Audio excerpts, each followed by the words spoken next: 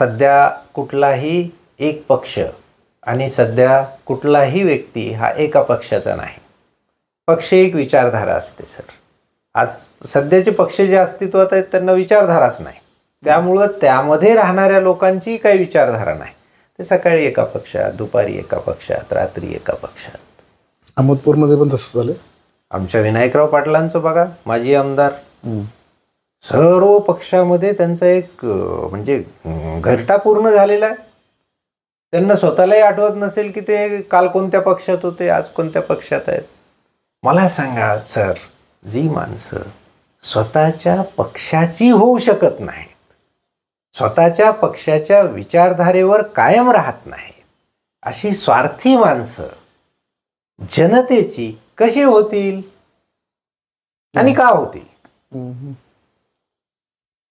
कायम स्वार्थ दिसतोय यांचा.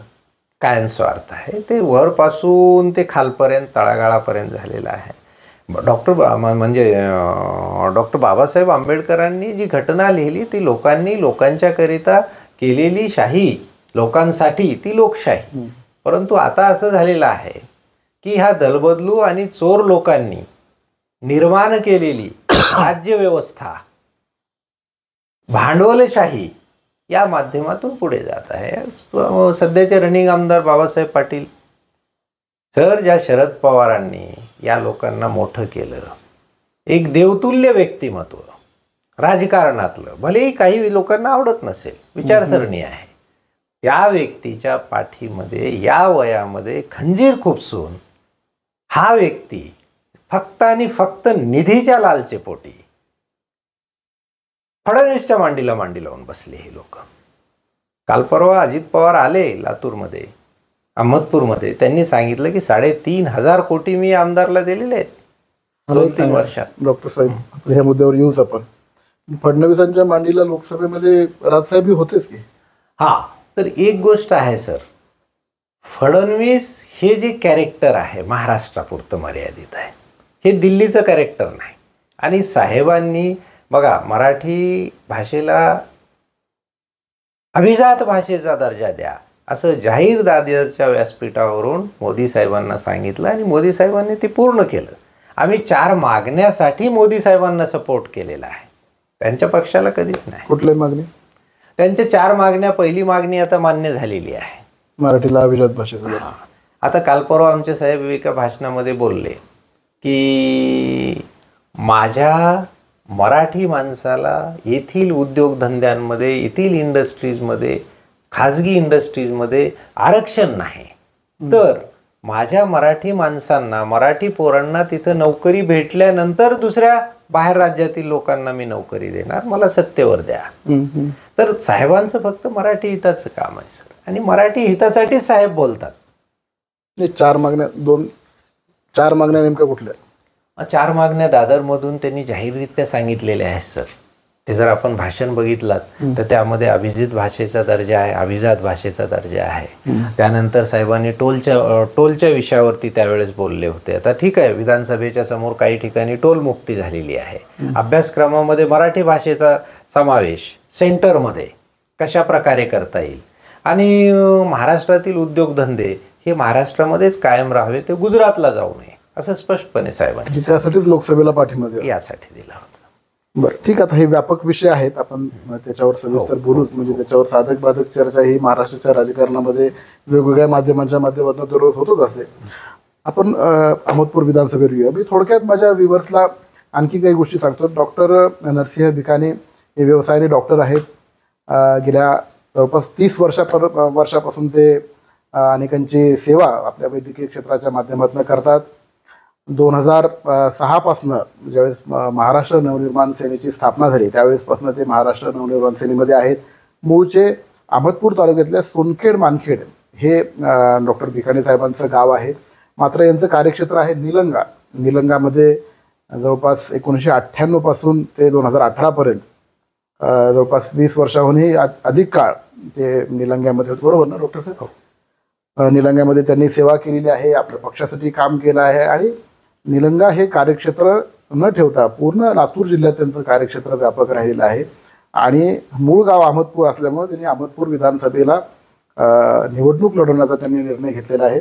बरं, हे तिकीट घेण्यापूर्वी तुमची पूर्वीपासूनच तयारी खरं तर सुरू आहे. तुमचे संपर्क दौरे आम्ही स्वतःहून बघितलेले आहेत. लोकांमध्ये काय प्रतिक्रिया राहायच्या या लोकसभेच्या महायुतीसोबत तुम्ही गेल्यानंतर, आणि आता विधानसभेमध्ये तुम्ही वैयक्तिक महाराष्ट्र नवनिर्माण सेना स्वबळावर लढते, काय लोकांमध्ये रिॲक्शन येते? गावोगाव फिरत असताना मला एक गोष्ट प्रकर्षाने जाणवली सर, की विकास नावाचं जे एक फेक नरेटिव्ह आहे, ज्या आधारावरती हे सध्याचे सत्ताधारी निवडणूक लढवत आहेत किंवा स्वातंत्र्यानंतरच्या पूर्ण काळामध्ये प्रत्येक निवडणुकी विकासाच्या मुद्द्यावरच लढवली जाते, तो विकास आमच्या ग्रामीण भागापर्यंत आणखीनही पोहोचलेला नाही. छोट्या मोठ्या इमारती होणं म्हणजे विकास नाही सर. आमच्या ग्रामीण भागातील पोरं आपलं घर बार गाव आई वडील सर्व सोडून पुण्या मुंबईला नोकरीसाठी जात आहेत, उद्योगधंद्यासाठी जात आहेत. आमदारकी आणि लोकप्रतिनिधी बनणं हे फक्त आणि फक्त वरून निधी खेचून आणण्यासाठी नाही, तर तो निधी MIDC सारख्या बेरोजगार लोकांना रोजगार देण्यासाठी, त्या ठिकाणी इंडस्ट्री डेव्हलप करण्यासाठीचा आहे. बाकी अनेक प्रकल्प अनेक योजना हे तिथले IPS IAS अधिकारी तिथले शासनातले बनवत असतात. यांना सांगतात की बाबा ह्या अशाला असं योजना तयार आहे, तुम्ही घ्या, हे सही करून घेऊन येतात. पण यांच्याकडं दूरदृष्टी असेल तर हे आपल्या अहमदपूरमध्ये आपल्या चाकूरमध्ये इंडस्ट्रियल एरिया MIDC मध्ये वाढवून आमच्या तालुक्यातील पोरांना बेरोजगारांना त्या ठिकाणी रोजगार दिला असता यांनी देऊ शकतात. किंबहुना त्यांनी ते केलं नाही. खाजगी घर आहेत त्या MIDC मध्ये. कुठल्या तोंडानं तुम्ही विधान भवनात जाता आणि विकासाच्या गोष्टी सांगता? एकही मोठा उद्योग नाही, कुठलाही उद्योग नाही. सारी बेरोजगार तरुण आमचे पुण्या मुंबईला जात आहेत. आणि आमचं जे लातूर पॅटर्नच्या अगोदर अहमदपूर पॅटर्न होतं. बरोबर. आमचा जो पगडा होता त्या ठिकाणी बाहेरून खूप विद्यार्थी यायचे, त्यामुळे स्थानिक लोकांना रोजगार मिळायचा. साधे रूमचे भाडे हजारो रुपये होते. आमच्या स्थानिक अहमदपूर सोडून लोक जात नव्हते त्या काळामध्ये. तरुणांना रोजगार होता.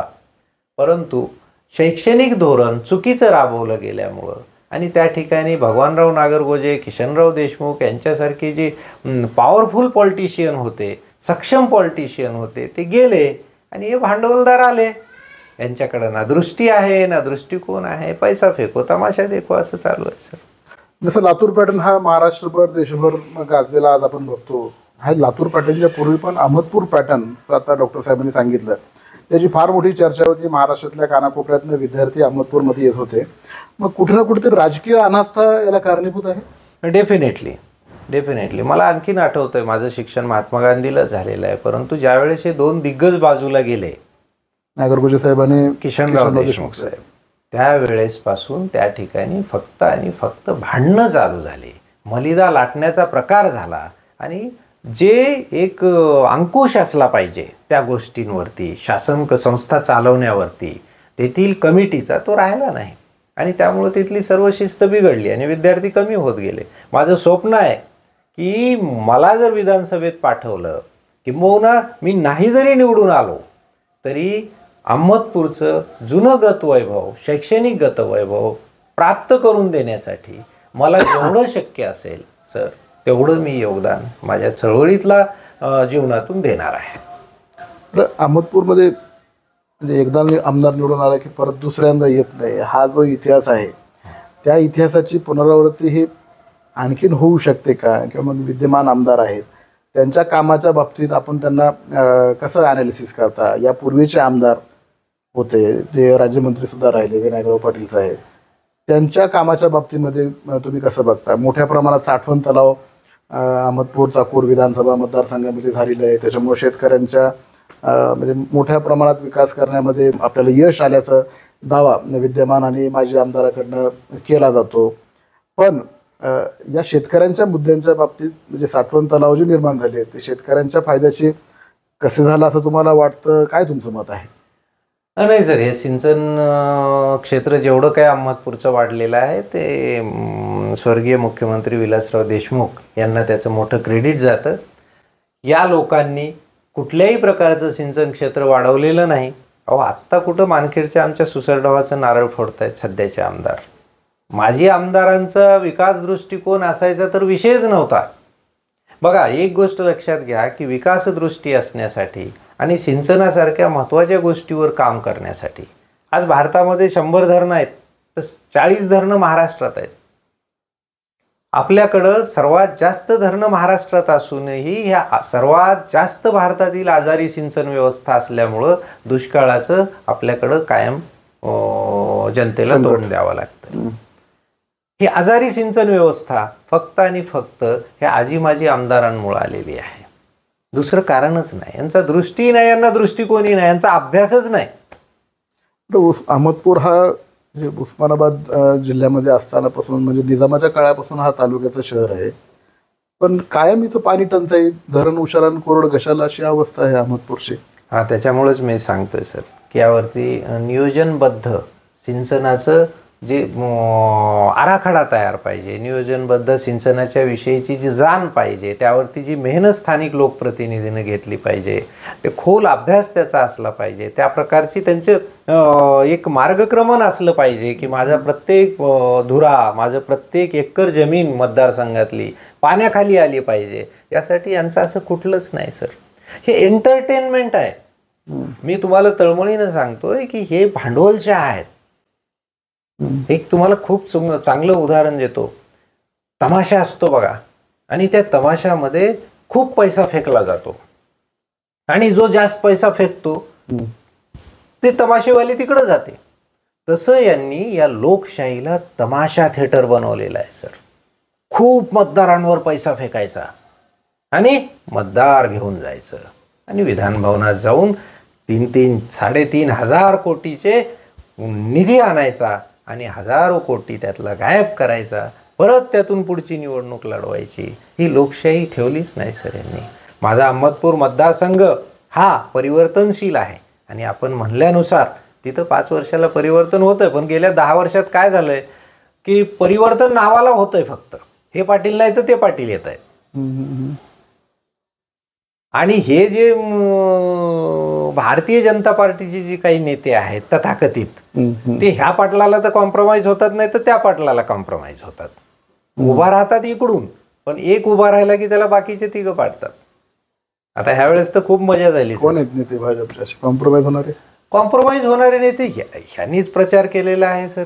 हे बबरुवान खंदाडे माजी आमदार होते, ह्यावेळेस ते त्यांचं एक थ्रेट होतं दोन्ही पाटलांना की हे उभा राहिले तर बाबा आपल्याला अवघड होऊ शकतंय. त्या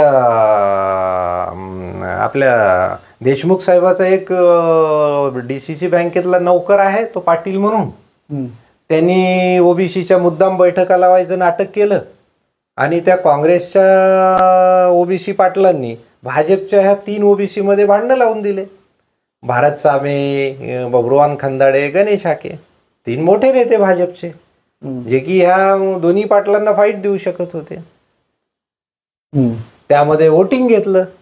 11 वोटिंग पडलं भारत सामेला, 10 वोटिंग पडलं गणेश हाकेंना. मग भारत सामेनी प्रेस घेऊन सांगितलं की आता ओबीसीनं मला निवडलंय. मग तुम्ही जर ओबीसी सर्व एक आहेत म्हणून बैठकी घेतल्या होत्या तर मग भारत सामेचं नाव सुचवल्यानंतर तुम्ही गप्प बसायला पाहिजे होतं. लगेचच खंदाडे साहेब उठले, म्हणले मला एकच मत कसं काय पडलं, यांनी मला बाजूला टाकलं, माझा मी उभा राहणार.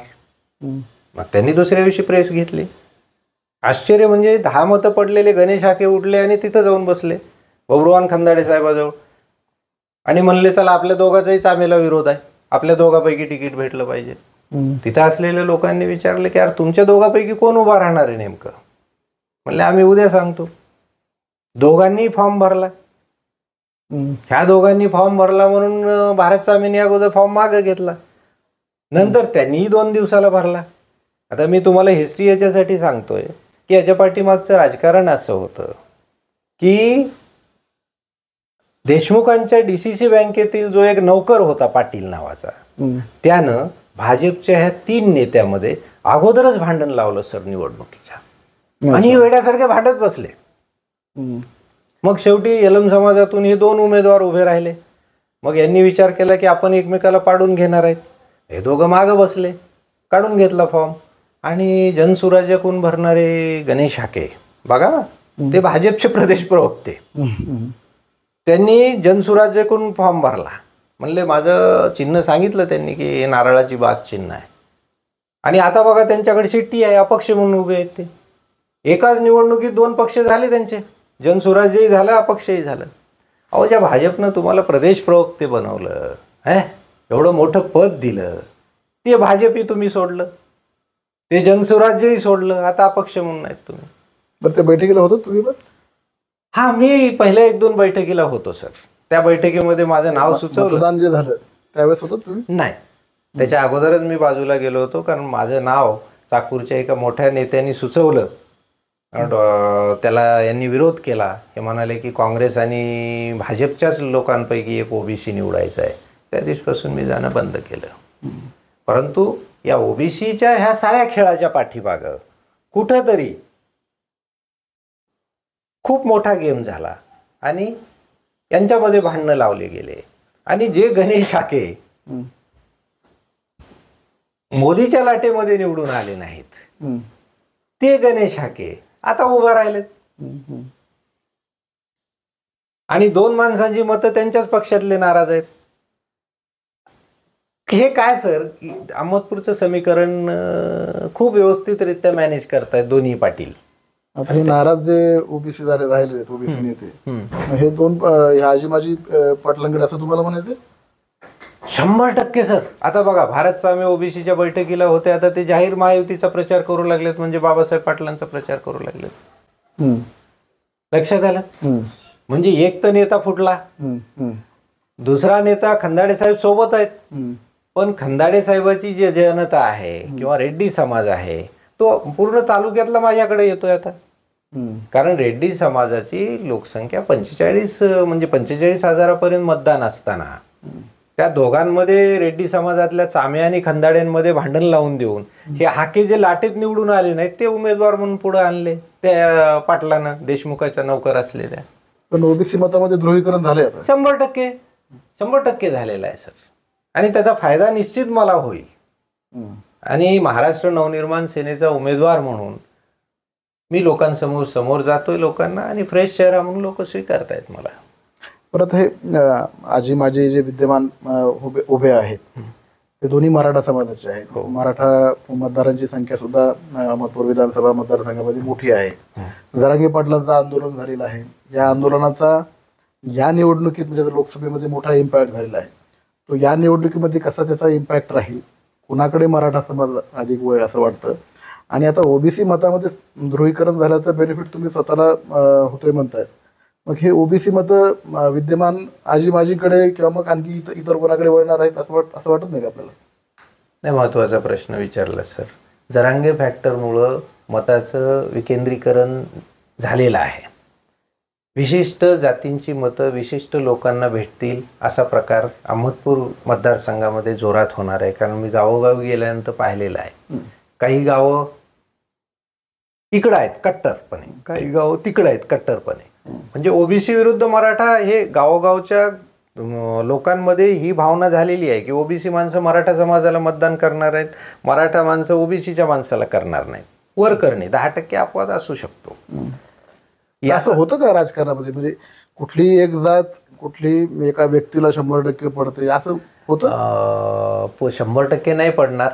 पण जरांगे पाटलांच्या किंवा जरांगे फॅक्टरमुळं ह्या वेळेस मराठा समाजानं जे लोकसभेला परिवर्तन केलंच ना सर, ते विधानसभेलाही त्यांची ताकद दिसणारच आहे. पण त्यांच्या ताकदीचा साईड इफेक्ट म्हणून ओबीसी सुद्धा एकवटलाय हेही नाकारता येणार नाही. परंतु अहमदपूर तालुक्यामध्ये ओबीसीला कणखर नेतृत्व म्हणून पुढे येणारा माझ्यासारखा एकमेव चेहरा सोडला तर त्या ठिकाणी ओबीसी उमेदवार नाही, 4 पाटील आहेत जवळपास. इकडचे पाटील एक, तिकडचे पाटील एक. सांगा ना कुठलं आमच्या व्ह्युअर्सला. महायुतीकडून बाबासाहेब पाटील आहेत, महाविकास आघाडीकडून विनायकराव पाटील आहेत, भाजपचे एक उमेदवार अपक्ष म्हणून उभा आहेत बालाजी पाटील, आणि भाजपचेच दुसरे उमेदवार जे अपक्ष म्हणून उभे आहेत शिट्टी घेऊन हाके पाटील. हाके पाटील 1 वर्षापूर्वी ते म्हणायचे मी पाटीलच आहे, आता ते मी ओबीसी म्हणू लागलेत.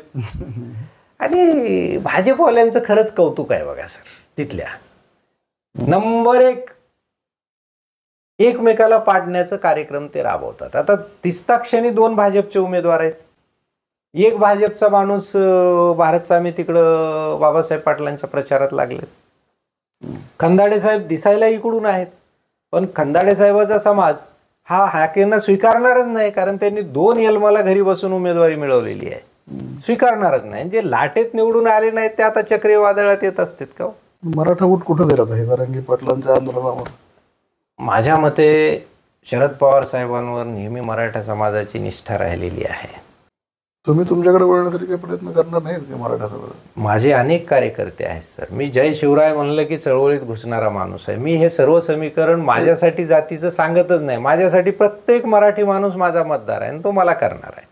मी फक्त तिथलं समीकरण सांगतोय की तिथल्या लोकांनी हे कशा प्रकारे नासवलेलं आहे विषयामध्ये. आपण ओबीसीचं प्रतिनिधित्व तुम्हीच करणार असं म्हटलं, मग मराठा मतांची सुद्धा, मराठा म्हणा किंवा मग इतर अदर जातींचे जे आहेत जाती धर्माचे, सगळीच मतांची गरज असेलच ना. हा सर, त्याच्या ती एक गोष्ट क्लिअर करतो. ओबीसी बैठकीतला तो जो किस्सा होता आणि त्या पहिल्या 2 बैठकीनंतर तुम्ही दिसला नाहीत हे आपण जे विचारलात, त्याचं कारणच माझं हे होतं की मला जातीवाद आवडत नाही. त्यामुळं मी त्या ओबीसीच्या बैठकीला नंतर गेलोच नाही. पहिला मुद्दा. आणि दुसरा मुद्दा, माझ्या महाराष्ट्र नवनिर्माण सेनेमध्ये आणि माननीय राजसाहेबांकडं सर्व जाती धर्माची कार्यकर्ते मराठी माणूस म्हणूनच आमच्याकडे असतात. मला ओबीसीचं नेतृत्व म्हणून बघण्यापेक्षा मला अहमदपूरच्या विधानसभेचं नेतृत्व म्हणून जनतेनं बघावं अशी माझी अपेक्षा आहे. मी आपणाला हे सांगितलं की ओबीसी लोक मला का स्वीकारतील? गणेश हाकेंपेक्षा जास्त स्वीकारतील, कारण त्यांना त्यांच्या समाजामध्ये त्यांनी रूट लेवलला काम केलेलं नाही सर, आणि त्यांच्यावरचा विश्वास मोदीच्या लाटेतच लोकांचा उडलेला आहे. आणि त्या ठिकाणी जे मताचं ध्रुवीकरण सध्या जातीमध्ये झालेलं आहे त्याचा निश्चित मला फायदा होईल. रेड्डी समाज प्रचंड नाराज आहे त्यांच्यावरती. तर डॉक्टर साहेब, म्हणजे खरं तर तुम्ही व्यवसायाने डॉक्टर आहात, तुम्ही तुमची सेवा अनेक वर्षापासून बजावत आहात. आम्ही बघतो वेगवेगळी शिबिरं तुम्ही जिल्हाभरामध्ये आयोजित करता. ती शिबिरं आयोजित केल्यानंतर तुम्हाला वेगवेगळे पुरस्कार सुद्धा सामाजिक कार्यासाठी मिळालेले आहेत. म्हणजे शिबिरं आयोजित करताना, सामाजिक कार्य करत असताना कधीच जात हा विषय येत नाही. मग निवडणुकीत जात एवढी अधोरेखित का होतं? शाप आहे महाराष्ट्राच्या राजकारणाला, तो जातीचा शाप आहे. मी खरंच सांगतो, मी निलंगा विधानसभा मतदारसंघ सोडून अहमदपूरमध्ये विधानसभा निवडण्यामागचं माझं कारणच म्हणजे इलेक्टिव्ह मेरिट. आणि इलेक्टिव्ह मेरिटमध्ये सर्वात नंबर 1चा मेरिट म्हणजे कास्ट आहे. हे मान्य करावंच लागेल, पर्याय. त्यापासून दूर जाऊन आपण निवडणुका लढूच शकत नाही. हा, त्याला काय अपवादी आहेत, माझ्यासारख्या माणसाची जात बघत नाहीत जे चळवळीतील आहेत, परंतु अनेक लोक जातीच्याच भांडवलावरती राजकारण करतात, सत्ता भोगतात, पदं भोगतात. निवडणुकीमध्ये जास्त आणखी अधोरेखित होतं. लोकांचं माइंड डायव्हर्ट करण्यासाठी जात हा इम्पॉर्टंट फॅक्टर निवडणुकीमध्ये झाला आहे. बाकी गोष्टीवरून लक्ष विचलित करण्यासाठी, रस्ते, पाणी, वीज, सिंचन, बेरोजगारी, असुरक्षा, यापासून लक्ष जनतेचं विचलित करण्यासाठीचा प्रभावी फॅक्टर हा जात आणि धर्म आहे सर. वर्षानुवर्षे त्याच्याच आधारावर राजकारण चालू आहे.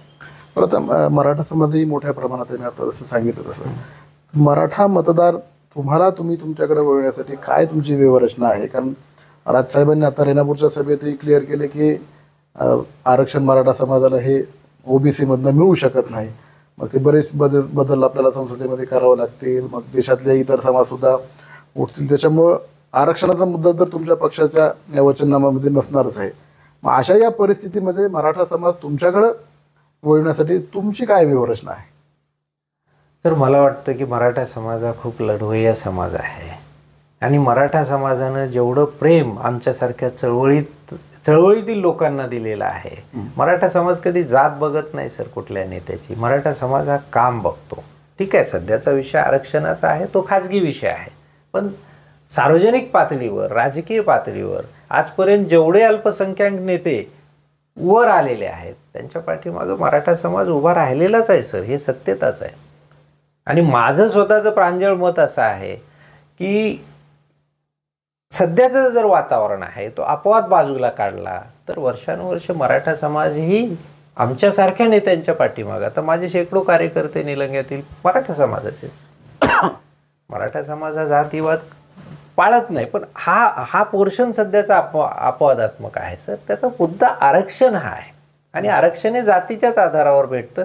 त्यामुळे सध्या आपणाला असं वाटतं की प्रत्येकजण जातीवादी झालाय, परंतु तो त्या मुद्द्यापुरता आहे, तो की हक्क आहे प्रत्येकाचा. बरं, काय तुम्ही आता मतदारसंघाचे दौरे तुमचे निवडणुका जाहीर होण्यापासून त्याच्या पूर्वीपासूनच सुरू आहेत. आता वातावरण कसं आहे मतदारसंघाला, काय अपेक्षा आहेत मतदारसंघातल्या लोकांना? नाही सर, माझ्याविषयीचं वातावरण सध्या खूप चांगलं आहे. गावोगाव लोक अतिशय प्रेमानं आणि अतिशय म्हणजे जिव्हाळ्यानं माझ्यासोबत जोडले जात आहेत. माझ्या चळवळीच्या विषयी त्यांना एक प्रकारचा काय म्हणतो आपण त्यांना रिस्पेक्ट आहे की 15-20 वर्ष चळवळ केलेला माणूस आपल्या मतदारसंघात येतोय, उभा राहतोय, आपला भूमिपुत्र आहे आणि त्यामुळं ते अतिशय चांगल्या प्रकारे माझ्यासोबत आहेत आणि ते कायम सोबत असतील याची मला खात्री आहे. खरं तर डॉक्टर साहेबांना कुठलीही मोठी राजकीय पार्श्वभूमी नाही आहे आणि राजकीय पार्श्वभूमी नसताना सुद्धा गेल्या 2 दशकापासून ते सक्रिय राजकारणामध्ये आहेत. डॉक्टर साहेब, ज्यावेळेस तुमचं शिक्षण सुरू होतं त्यावेळेस कधी वाटलं होतं की तुम्ही राजकारणामध्ये येणार? कुठल्या विचारांना प्रेरित होऊन तुम्ही राजकारणामध्ये उतरलात? आज तुम्ही निवडणूक कंटेस्ट करत आहात विधानसभेची. कदाचित मी कॉलेजला असताना एक निवडणूक लढवली, पण ॲक्टिव्ह राजकारणात मी येईल असं मला वाटत नव्हतं. मी राजकारणात येणं हा निव्वळ अपघात आहे आणि आवर्जून मी एका व्यक्तीचं नाव सांगतो ज्यांच्यामुळं मी राजकारणात आलो आहे. निलंग्याचे त्यावेळचे माझे तालुका अध्यक्ष मनसेचे ईश्वर पाटील. मी एक मारामारी केली होती, ती मिटवण्यासाठी ते माझ्याकडे आले आणि डॉक्टर असून साहेब तुम्ही मारामारी करताय तर तुम्ही राजकारणात या, आणि तेव्हापासूनचा तो प्रवास आहे. आमच्या काय अपेक्षा आहेत? कुठल्या मुद्द्यावर जास्त लोकांचा भर आहे? ग्रामीण भागातील शेतकऱ्यांना शेतीमालाला भाव भेटला पाहिजे. आज एवढं सोयाबीन पिकतंय पण सोयाबीनला आजही भाव नाही. आणि दुसरी गोष्ट, तरुणांना रोजगार पाहिजे. ह्या 2 बेसिक गोष्टी आहेत आपल्याकडं. बाकी वर्षानुवर्षाच्या स्वातंत्र्यामध्ये बऱ्याच अंशी लोक सॅटिस्फाईड आहेत. पाण्याचा मुद्दा, शेतकरी आत्महत्येचा मुद्दा, हो, ह्या गोष्टी शेतीमालाच्या भावासोबतच जुडतात सर. जेव्हा भाव भेटत नाही, जेव्हा दुष्काळ पडतो तेव्हा शेतकऱ्याला आत्महत्या करावं लागू लागली आहे आणि त्यामुळे त्या गोष्टी त्याच्या सलग जोडलेल्या आहेत. आणि या सर्व गोष्टींसाठी माझ्यासारख्या तरुण माणसाला निवडून देणं, ज्याला व्हिजन आहे, जो उच्च शिक्षित आहे, जनतेनं गरजेचं आहे सर. आमच्यासारखी माणसं चळवळीत जनतेनं नाकारणं, राजसाहेबांसारखं नेतृत्व महाराष्ट्रामध्ये पुढे न येऊ देणं हा जनतेचा तोटा आहे सर, पर्सनली आमचा नाही. आमची चळवळ चालू आहे ना, आमची सत्तेसाठी आहे ना पदासाठी. आमची महाराष्ट्रातील मराठी माणसासाठीची चळवळ आहे. आम्हाला दूर लोटणं हे मराठी माणसाचं अहित आहे. आम्हाला मत टाकणं हे त्यांनी स्वतःला मत टाकल्यासारखं. बरं, एक गट असाही आहे की म्हणजे तुम्ही गेली अनेक वर्षापासून निलंग्यामध्ये स्थायिक होतात, आता तुम्ही लातूरमध्ये आहात आणि तुमचा संपर्क हा जिल्ह्याभरात सगळीकडे आहे. मग एवढी वर्ष तुम्ही निलंग्यात राहून निलंगा चॉईस का केलं नाही निवडणुकीसाठी? अहमदपूर ही तुमचा भूमिपुत्र असलेला तालुकाच का निवडला, असं सुद्धा लोकांमध्ये चर्चा होत आहे. हो, डेफिनेटली सर. गेली 5 वर्ष मी अहमदपूरकडे जिल्हा अध्यक्ष झाल्यानंतर खूप आंदोलनं काम केलं आहे आणि त्यामुळं मी तुम्हाला याच्या अगोदर एक मुद्दा सांगितला. आपण माझे खूप चांगले मित्र आहेत. मला वाटतं एवढ्या वर्षाच्या चळवळीमध्ये कायम आपण माझ्यासोबत भाऊ म्हणून उभा राहिलेला आहेत. इलेक्टिव्ह मेरिट, आणि मला असं वाटलं की ते अहमदपूरमध्ये माझ्यासाठी चांगलं आहे. तर हे होते डॉक्टर नरसिंह भिकाणे, जे अहमदपूर चाकूर विधानसभा मतदारसंघातनं महाराष्ट्र नवनिर्माण सेनेकडनं ते उभे आहेत. ते अधिकृत उमेदवार आहेत आणि अहमदपूर विधानसभे मतदारसंघामध्ये ते का उभे आहेत आता त्यांनी स्पष्टपणे सांगितलेलं आहे. आणि इतर उमेदवारापेक्षा आपण कसं सरस आहोत याचं सुद्धा त्यांनी विश्लेषण केलेलं आहे. डॉक्टर साहेब, आपल्या पुढील राजकीय कारकिर्दीसाठी आमच्याकडनं मनपूर्वक शुभेच्छा. नमस्कार सर. नमस्कार. या भागामध्ये तुर्तास इतकंच. पुन्हा भेटूया. नमस्कार.